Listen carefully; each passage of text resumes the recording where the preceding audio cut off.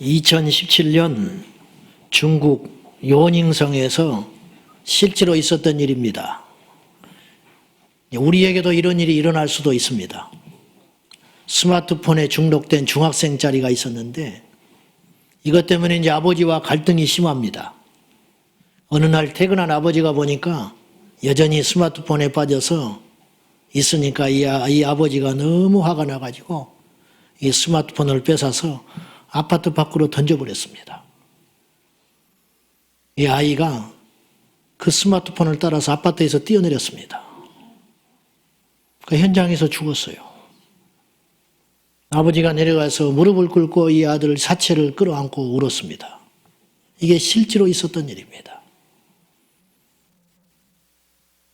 요즘에 학교 선생님들이 그렇게 되기 어려운 교직을 얻어가지고 몇 년을 하시다가 사직하는 분들이 많이 일어나고 있어요. 못하겠다는 거예요, 선생. 너무 힘들어서 못하겠다는 거예요. 왜 그러냐? 아이들 절반이 엎드려 잡니다. 깨우지를 못해요. 무서워서. 깨우면 눈 부릅뜨고 달라들고 학교를 뒤집어 놓습니다. 죄송하지만 여선생님들 복도 지나가면 아이들이 입에 담을 수 없는 성희롱을 합니다. 근데 못 들은 척 해야 돼요. 그걸 탓을하기 시작하면 정말 너무 비참해지는 거예요. 그래서 견디다 못해 우울증에 휘달리고 선생님들이 그렇게 어렵게 공부해서 교직이 되셨는데 그냥 그만둡니다. 스승도 없지만 오늘날 제자도 없습니다. 제가 큰 교회 부목사를 할 때 옛날에는 이 책자로 교회 요람이라는 걸 만들었어요. 그러니까 사진 들어가고 전화번호 들어가고 구역 편성 들어가고 그때만 해도 뭐 개인 사생활 뭐 이런 것이 그냥 그렇게 엄하지 않을 때고 그냥 그러는가 보다. 어쩌면 그때가 참 좋았던 것 같아요. 근데요, 한 달을 매달리거든요. 교회가 크니까. 그리고 변동이 많아요. 새로 오신 분, 전화번호 바뀌었다는 분, 이사했다는 분, 부서 옮기는 분. 한 달을 매달려서 목사님들이 작업을 하는데 신기해요. 그렇게 날을 서서 마지막까지 철저히 보는데도 수첩 딱 나오면 틀린 게 나와. 귀신같이 찾아서 나옵니다. 아, 이걸 못 봤다. 실제로 제가 어떤 일을 겪었냐면은 어떤 분이 자기 사진이 마음에 안 드는 거예요. 사진. 아, 결혼한 집사가 왜 이렇게 사진에 집착하는지를 몰라. 처녀가 그런다고 모르지만은. 자기 사진이 못마땅하니까 이제 새로 바꿔달라고 사무실에 갖다 준 모양이에요. 이걸 교체해 주시오. 그걸 바꿔서 인쇄소에 넘겼는데 인쇄소에서 실수해가지고 옛날 걸 그대로 실었어요. 그분 제가 알기로 그 당시 교회에 한 7년 이상 다닌 집사였는데 그날 이후로 교회 떠났습니다. 얼굴 사진 바뀌었다고. 제가 지금 3가지 이야기를 했습니다. 뛰어내린 아이, 엎드려 자는 아이, 그리고 사진 안 바뀌었다고 교회 떠난 사람. 다 다른 이야기 같죠? 마음이 유리라 이 말, 유리. 건들지를 못해. 여러분 자신 있어요? 여러분은 견딜 수 있어요? 요새 목사님들이 참 설교하기 어렵습니다. 설교하기가 너무 어려워. 성도들의 삶을 알면 알수록 설교하기가 어려워요. 요 말하면 저 사람이 딱 걸려. 여러분 11조 설교를 못해.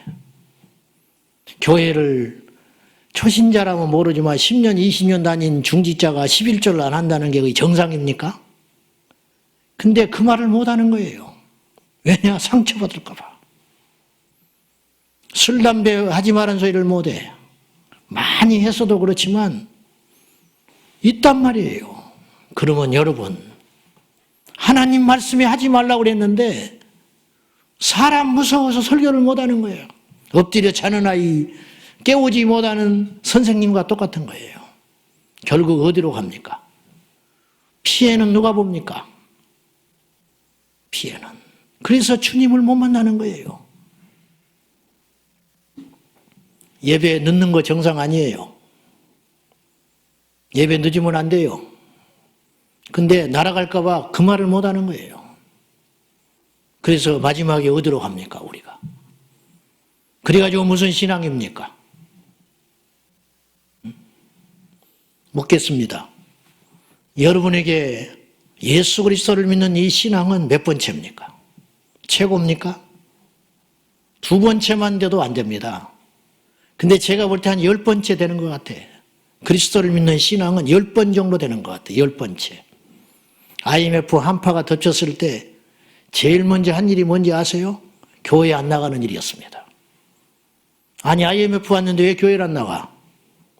코로나 왔는데 교회를 안 와. 카페는 가면서. 여행은 조금 자제하지요. 신앙이 첫 번째가 아니라는 거예요. 물론 상황이 그렇죠.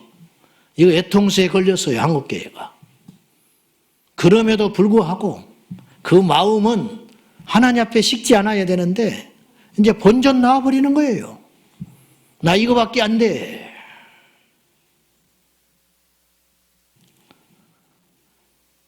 기분 나빠서 교회 안 나온대요. 뭐가 그렇게 기분이 나빠요? 나는 기분 나빠서 직장 안 간다는 사람 들어보지를 못했어.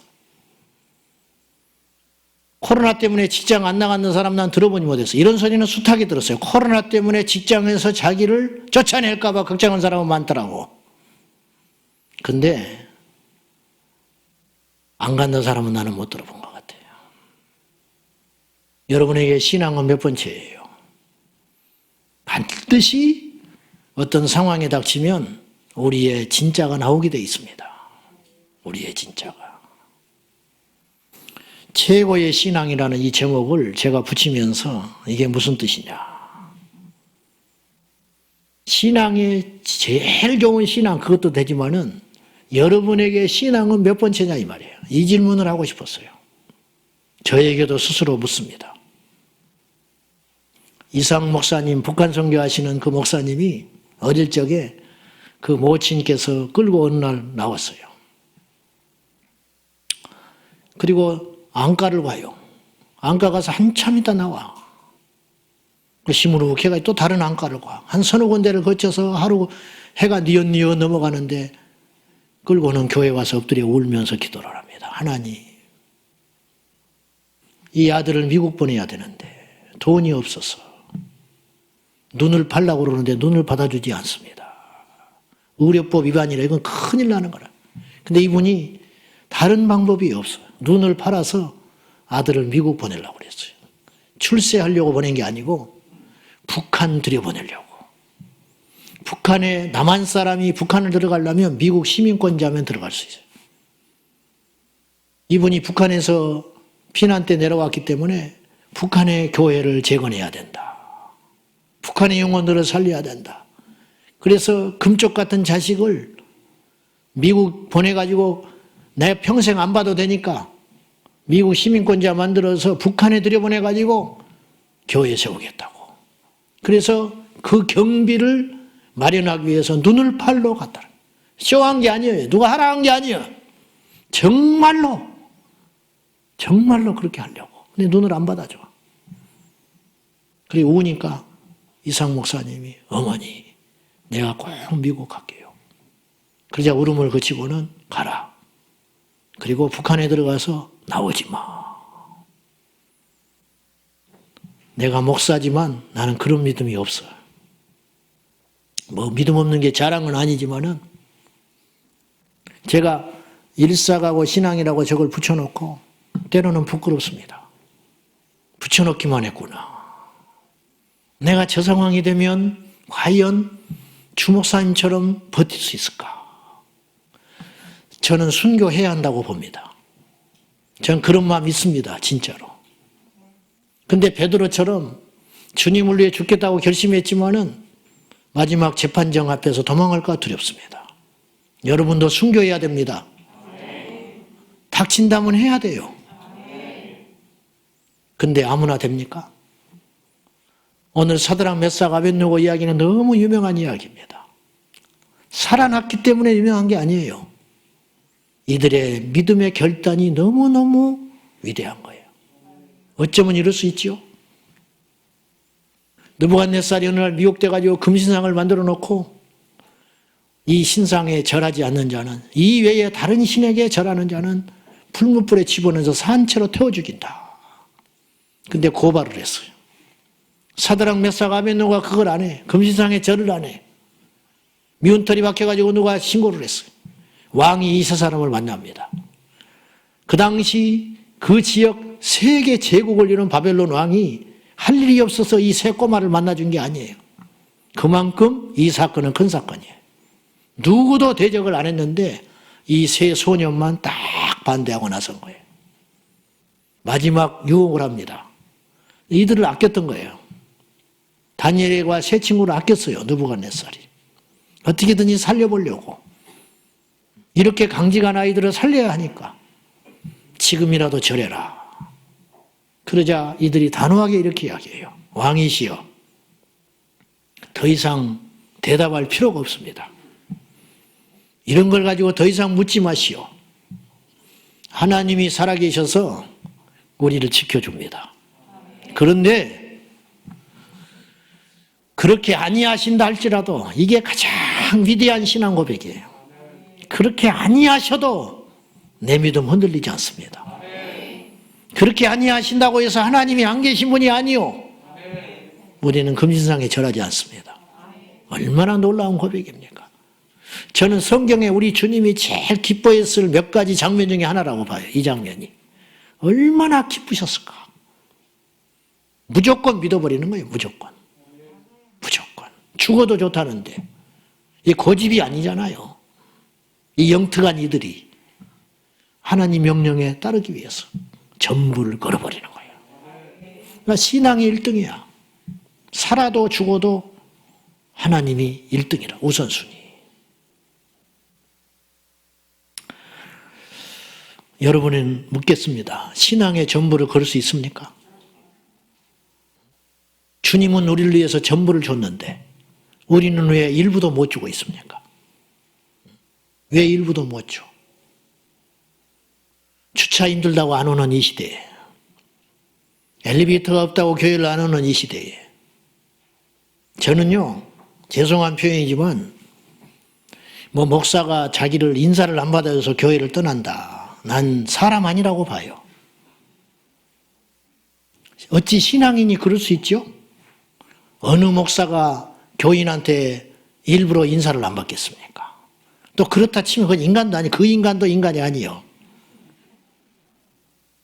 아니, 시험 들 일이 없어서 자기 인사 안 받는다고 떠나요? 디모데 후서에 말세에 이런 때가 올 거다.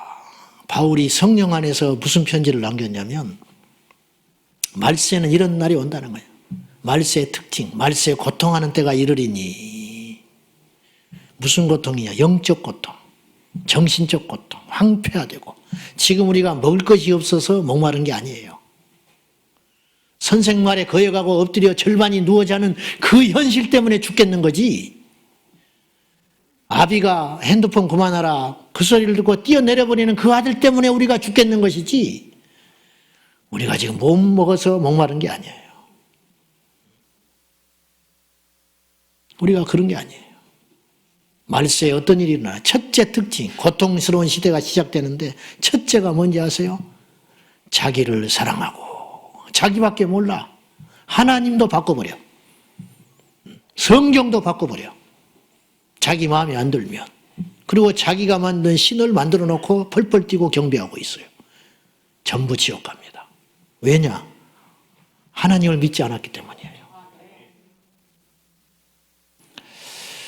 제 아는 분이 섬에서 태어났는데 옛날에 먹을 것이 없어요. 섬에 농사 질 것도 없습니다. 땅이 있어야 농사를 짓지. 넓힐 수도 없고 오직 고기 잡아 먹고 사는 거예요. 조금 여유 생기면 팔아서 돈 생기고 그냥 먹고 사는데 급급한 거예요. 자식은 많고. 저도 그랬고 우리 어르신들 다 그런 세대 지냈어요. 아버지가 고기 잡으러 가서 옛날에 작은 배 하루 잡아와서 하루 살아가는 그때 아버지가 배 뒤집어져 가지고 죽었어요. 시체도 못 찾았어. 장례 치르고 며칠 있다가 큰형님이 배 타고 또 나가더랍니다. 주저앉아서 죽을 수는 없으니까. 몇 달 후에 큰형님이 또 죽었어요.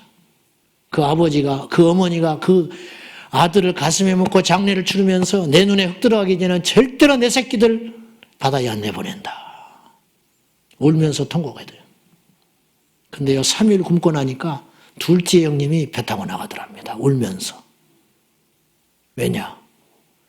살고 죽는 것이니까. 여러분, 그 사람의 귀에 무슨 말이 들리겠습니까? 야야, 너도 죽을래? 그 소리 들어오겠습니까? 야야, 이렇게 멍청하냐? 그 소리 들리겠습니까? 하나도 안 들려와요. 하나밖에 없어요. 살아야 한다는 거. 여러분, 교회 와서 왜 사람을 봅니까? 천국을 봐야지. 응? 왜 교회 와서 예수님을 볼 생각을 안 하고 자꾸 목사를 보고 사람을 보냐고. 이래서 저렇고 저래서 저렇고 사치스러운 소리 하지 마세요. 언제까지 맞춰야 돼? 그냥 앉아라는 거예요, 신앙이. 그래서 히브리서 기자가 답답해서 이렇게 말했어요. 때가 얼마나 됐냐 지금. 이제 단단한 음식을 먹어야 할 거 아니냐. 맨날 젖이나 빨아먹고 있어요. 그러니까 선악을 분별하지도 못하고 뭐가 옳고 그른지, 뭐가 진짜인지 가짜인지, 어떤 게 믿음으로 사는 것인지 알지도 못한 채 어린아이처럼 젖이나 쭉쭉 빨아먹고 있다. 뭐 힘을 쓸 수가 있어야지. 뭐 마귀를 이길 수가 있어야지. 뭐 환난을 이길 수가 있어야지. 우리 믿음의 선배들은 위기가 오면 애 들쳐매고 손 잡고 기도원에 올라가지고 그것도 버스 타고 몇 번 갈아타고 금식하면서 철야하면서 마룻바닥에 무릎을 꿇고 기도하고 그리고 또 돌파하는 거야. 남편 용서되고 시어머니 용서되고 가난이 용서되고 질병이 낫고 그러면서 또 한 곱이 넘고 마귀가 뭐 건드리질 못하는 거예요. 요새는 뭐 마귀가 할 일이 없어서 자빠이 자고 있대. 응? 마귀가. 내가 봐도 그래. 세상에 지금 실업자 되게 생겼어, 마귀가. 뭐 가만히 놔둬도 뭐 미끄러져 버리는 걸로. 뭐하러 건드려? 응? 교회 정탑에서 졸고 있대. 응? 안 보여요? 그런 게? 겨울을 나고 저 남쪽역에 시금치가 해풍을 맞고 눈서리를 맞고 거기서 살아남은 그 시금치, 그 향이 진동을 하고 그 작지만 탱글탱글한 그 깊은 맛. 요새는요 하우스에서 키워버립니다. 막 키가 막 배추만해 시금치가. 영양제를 뿌려가지고 금방 막 며칠이면 자라버려. 좋기는 한데 보기에 먹음직스럽기는 한데 맛이 없어. 시금치가 아니야 이거는. 왜 이렇게 됐냐 이 말이에요. 우리가 6.25 동란 끝나고 지금까지 약 70년이 흘렀습니다. 뭐 환란이 있었어야 우리가 이겨보지. 뭐 핍박다운 핍박을 받아봤어야지. 이제 막 일어나니까 어찌할 줄 모르는 거죠 한국교회가. 어찌할 줄 몰라. 단풍놀이 내면 단풍놀이 가야지.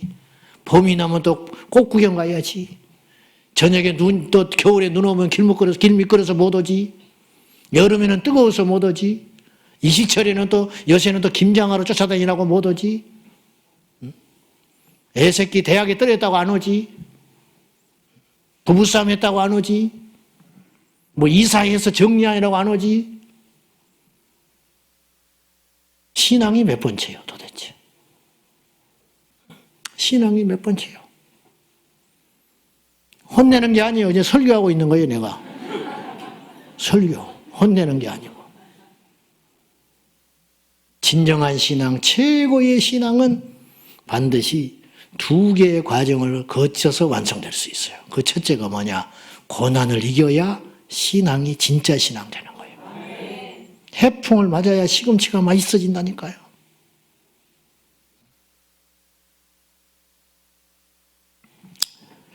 어느 날 제 마음에 그런 생각이 들더라고요. 내 스스로에게. 가난도 재산이야.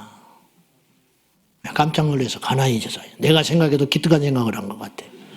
가난이 왜 재산일까? 부자 3대 못 간다. 못 가지. 우리 다 옛날에 다 잘 살았어. 고조 할아버지, 증조 할아버지 다 잘 살았지요. 그죠? 우리도 옛날에 잘 살았대. 지금은 뭐 한다는 거야? 지금 못 산다. 그럼 왜 그랬을까? 그 이어받은 재산 그대로만 지켜도 지금 먹고 사는데 못 지킨 거예요. 왜 못 지키냐? 약하니까. 그냥 망가지면 버려버려. 고쳐서 생각 안 하고. 없으면 또 사. 왜 그러냐? 약하니까. 물정 몰라가지고. 나이는 40, 50이 됐는데 속은 10살도 안 돼 있는 거예요. 이게 뭐 세상을 헤쳐나갈 이길 능력이 없는 거예요. 교회를 20년, 30년 다녔으면 영적인 나이도 그만큼 먹어줘야지. 뭐 5살 수준에 머물러 있는 거예요. 누가 뭐라 그러면 그냥 휘딱휘딱 하고. 잘하지를 않아요. 속사람이. 영적으로. 우리의 겉사람이 있고 속사람이 있다고 성경은 이야기해요. 영적인 내 안에 내 몸뚱아리가 있다. 영의 나이가 있다. 영의 나이. 초등학교 2학년이 방언해요. 초등학교 2학년이 방언을 한다고 산기도를 한다고. 나 그런 애들 봤어요. 근데 70, 80이 된 장로님인데 방언을 못하는 건 두 번째고 못할 수는 있어요. 하나님 안 주니까. 방언이 없대. 성경에 있는데. 부끄러운 줄 알아야지. 안 잘하는 거예요, 영적으로. 그리고 와인은 괜찮대. 처 마셔도. 있을 수 없는 짓들이 일어나고 있는 거예요. 고난이 오면 제일 먼저 내빼게 돼 있어요. 자기 압야를 하면서. 여러분, 주기철 목사님이 신사참배 그분이 안 한다고 해서 세상이 바뀌었어요? 명절 때 되면 명절 때만 되면 시끄러워. 제사 문제 때문에. 여러분 한 사람이 그 제사 문제 가지고 옥신각신해 가지고 그 좋은 명절날이 시끄러워진다고 해서 세상이 바뀌어요? 우리가 밖에 나가서 동성애 반대한다고 피켓 하나 든다고 이 세상이 바뀌어요? 바뀌어요. 바뀐다니까요. 사드락 메삭 아벳느고가 불 속에 뛰어들었지요. 살아남았지요. 느부갓네살이 그때는 깜짝 놀래가지고 변한 것 같았어요. 근데 근본적으로 안 변했어요. 바벨론이 뭐 우상국가가 벗어난 것도 아니야.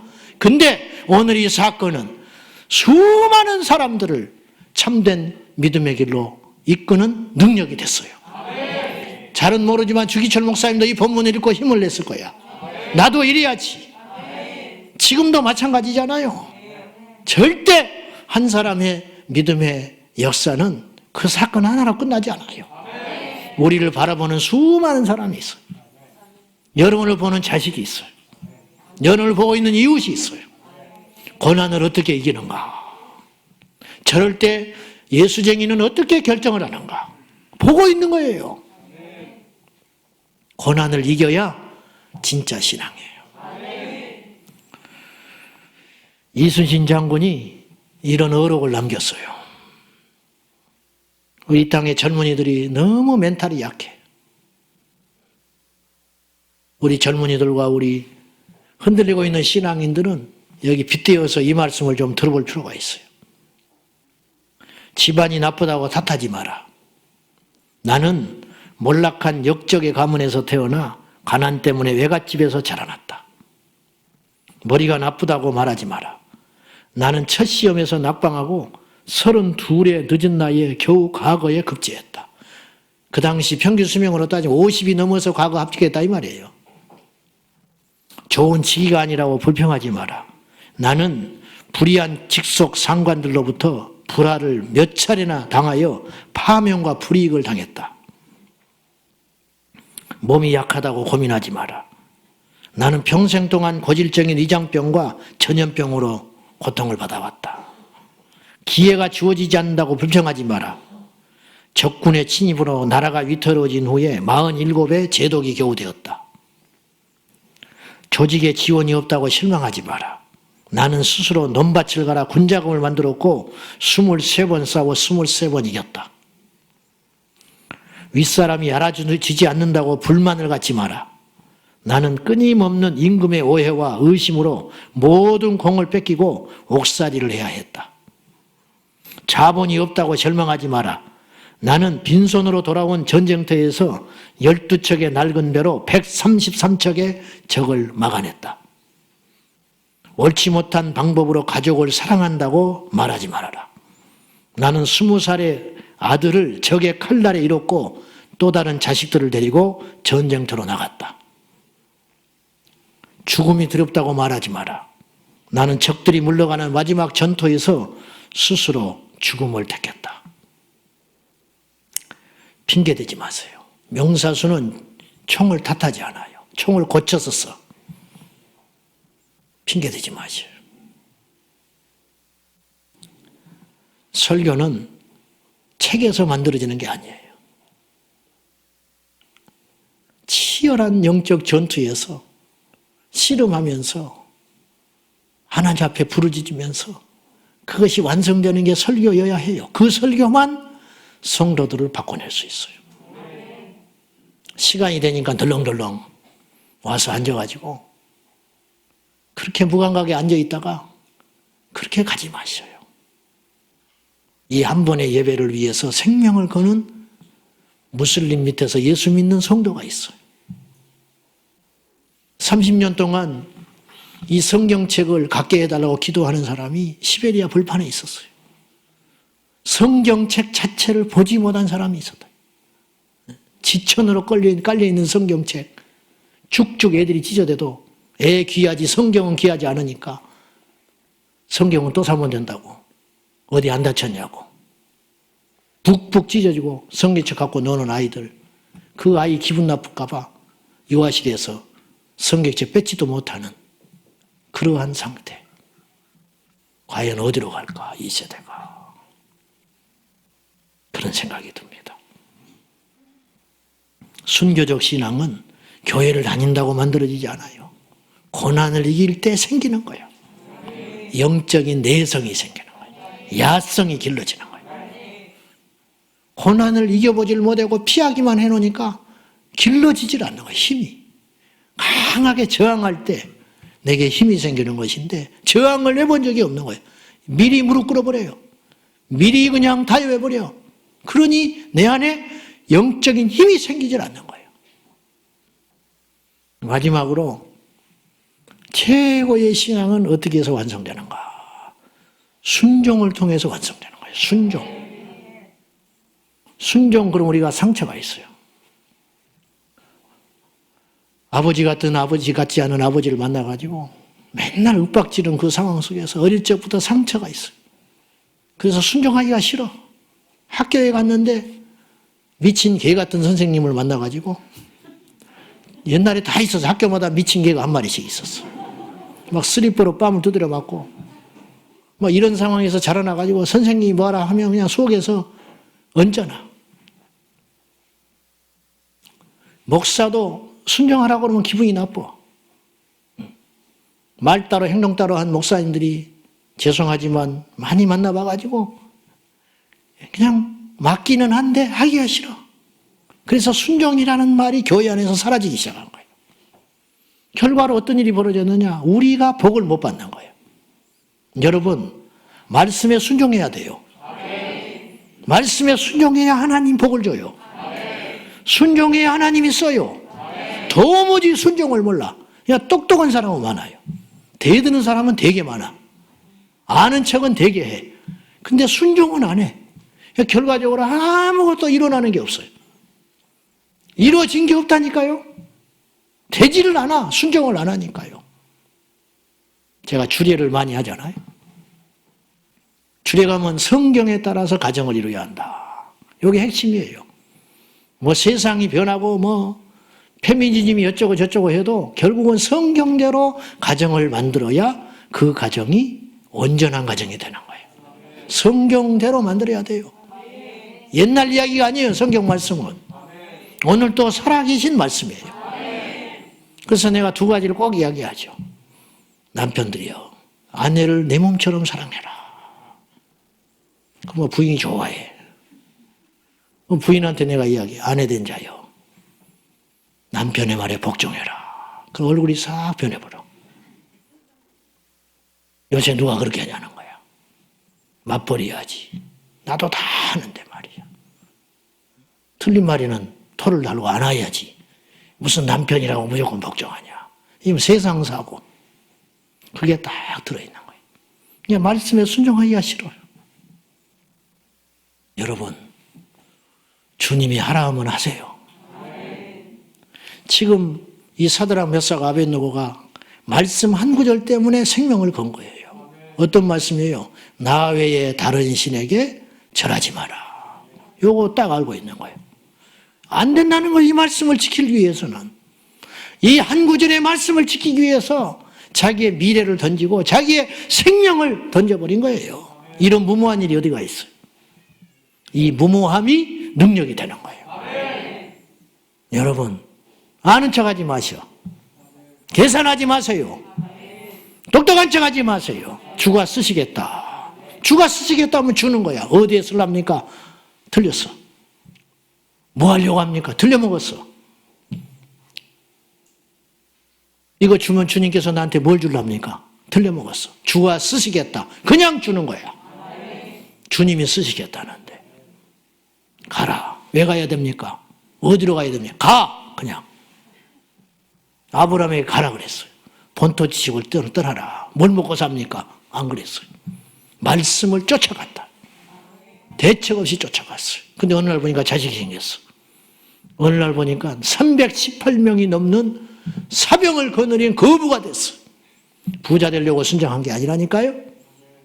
오늘 사드락 메삭 아벳느고가 우리한테 감동 주려고 이런 짓을 한 게 아니에요.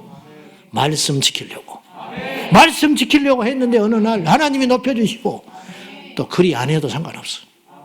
그리 아니하셔도 상관없어요. 여러분, 순종한다고 해서 다 잘 되는 게 아니에요. 그러나 천국 가면 다 알게 돼요. 순종 자체가 능력이에요. 순종 자체가 믿음이에요. 순종해서 뭘 얻는 게 아니고, 여러분 말씀대로 순종했는데 이 세상의 구조와 반대이기 때문에 말씀대로 순종하면 손해된 일이 굉장히 많아요. 굉장히 많아. 근데 그 순종 자체가 능력이에요. 그거 자체가 복이에요. 아무나 그렇게 하는 게 아니더라고요. 전쟁터에 나간 군인이 치열하게 하루에 전쟁을 마쳤어요. 그리고 이제 밤이 어둑어둑해지니까 전쟁을 할 수 없으니까 잠시 휴전으로 들어갔습니다. 그리고 잠시 장막에 들어와가지고 척구병을 세워놓고 이 지휘관이 하루의 전쟁을 복기를 해요. 그래야 내일 또 전쟁을 대비할 수 있잖아요. 이런저런 이야기를 하고 전략을 다시 짜다가 이 지휘관이 묻습니다. 오늘 최고의 병사가 누구냐? 그랬더니 숙연해지면서 한 친구가 이렇게 울먹울먹 하면서 내 동료가 용감히 싸우다가 죽었습니다. 나는 이 친구가 오늘 최고의 영웅이라고 생각합니다. 그렇구나. 그 옆에 있는 친구가 또 다른 아는 사람을 이 사람이 나는 최고의 오늘 수훈자라고 생각합니다. 그때 지휘관이 가만히 있다가 그들도 다 훌륭한 병사다. 그러나 나에게 진정한 병사는 이 친구다. 이 친구가 오늘 최고의 군인이다. 그러니까 사람들이 다 쳐다봤어요. 도대체 얼마나 큰 공로를 세워서 저 지휘관이 칭찬을 하는가. 이 친구는 대검을 뽑아가지고 적의 심장에 꽂기 직전에 내가 후퇴하라 그랬더니 뒤도 안 돌아보고 칼을 거두고 후퇴하더라. 내 말에 절대 복종한 이 병사야말로 내 최고의 부하야. 그렇게 이야기하더라는 거예요. 순종이 제사보다 낫다고 그랬어요. 하나님이 제일 기뻐하는 게 제사거든요. 구약시대에 하나님께 드릴 수 있는 최고의 어떤 표현, 이게 제사예요. 제사. 근데 그 제사보다 능가하는 것이 있다. 순종이야. 순종하는 거. 말씀 맺으랍니다. 우리에게 최고는 뭘까? 우리에게 있는 목숨이 하나밖에 없는데 이걸 건다면 어디에 걸어야 될까? 우리 인생을 올인한다면 어디다가 올인을 하게 될까? 어떤 사람은 땅 넓혀가는 데 올인을 하고, 어떤 사람은 자식 키우는 데 올인을 하고, 집을 팔아서 자식 유학 보냅니다.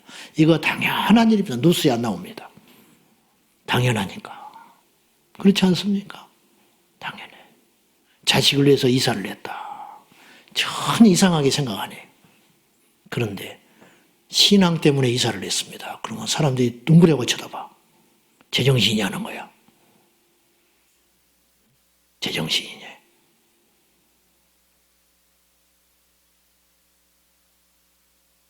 회사가 못마땅해서 그만뒀다. 장래가 없어서 그만뒀습니다. 잘했다 그래요. 근데 신앙에 걸림돌이 생겨서 내가 이 직장을 그만뒀습니다. 그럼 미쳤다고 그래. 사람들이. 세상 사람은 그렇게 말할 수 있어요. 미쳤다고. 정신 나갔다고. 그러나 문제는 교회 안에 있는 성도들도 그 사람을 이해를 못해요. 마치 과격한 잘못된 그리스도인처럼 취급을 해요. 사드락 메삭 아벳느고가 오늘 이 시대에 우리와 함께 한다면 우리는 이분들을 이해 못할 거예요. 이해 못해. 그렇게까지 할 필요가 있냐? 하나님이 다 아시는데 마음이 중요하지.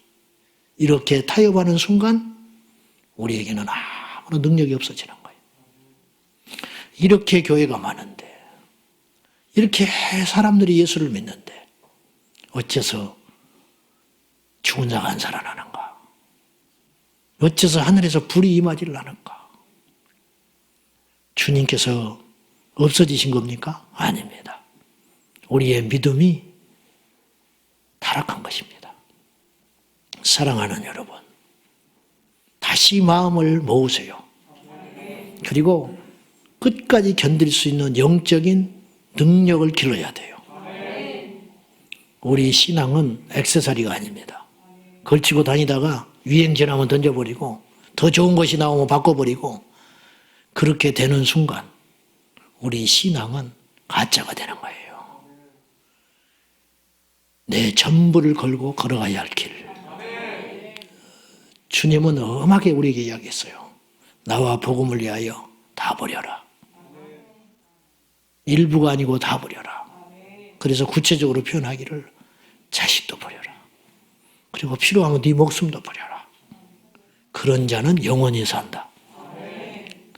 살고자 하는 자는 죽게 될 것이고 죽고자 하는 자는 살게 되리라. 우리 저 천국의 멸류관을 바라보며 오늘 또 주님을 건너방에 모시지 마시고 여러분 안방에 모시고 첫 번째로 모셔드리셔서 끝까지 승리하는 저와 여러분 꼭 되시기를 주님의 이름으로 축원합니다.